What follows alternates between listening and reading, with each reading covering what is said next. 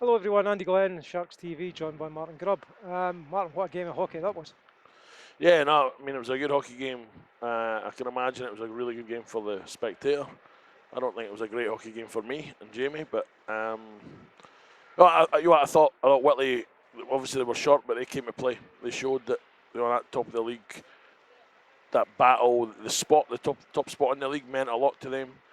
Obviously, they would be hurting a little bit after last week and their defeat to Edinburgh in both games. So we knew there'd be a reaction. We knew it was a completely different competition between that obviously that cup and the league. And they never, I can't say they surprised us. They come with hard work. They come with ability. They played on their special teams a little bit. I was a bit disappointed with some of our penalty kill and just some of the penalties. But once we got ourselves going, um, we got back into it.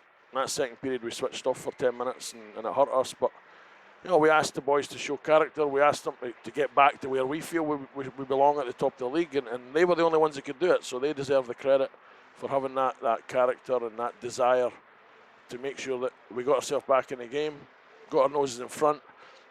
I thought we made a meal of it in the last period there because we had some chances, but even with empty net, the last thing we say is you can't just be shooting to an empty net in Icings, and it came back and back and back, and they got a bit of deflected goal on it. So I'm glad they don't ask how. They just put the points on the board, and I guess the key now for us is to go on that run, make sure that we stay consistent, and at least till our little mini break, we stay atop the league.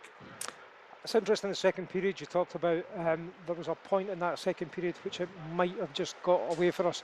Then we got the penalty against us when we were 2 goals down, and then Ross Murray scored a ripper. Did that make a difference to the game? Yeah, I mean, I think the first one to go 4-3 was our first power play of the game. We scored.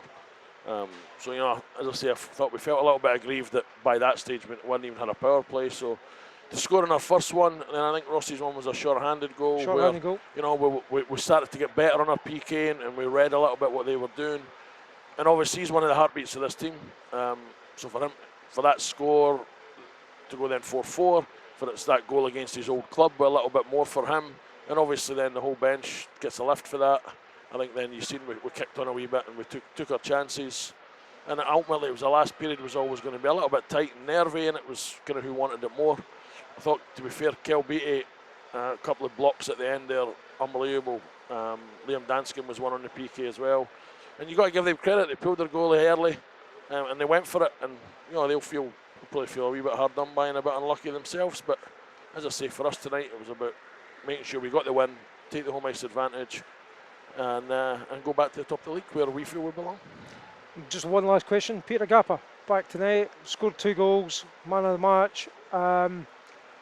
That's the first time he's probably iced in long enough as well. He's only going to get better this season, isn't he?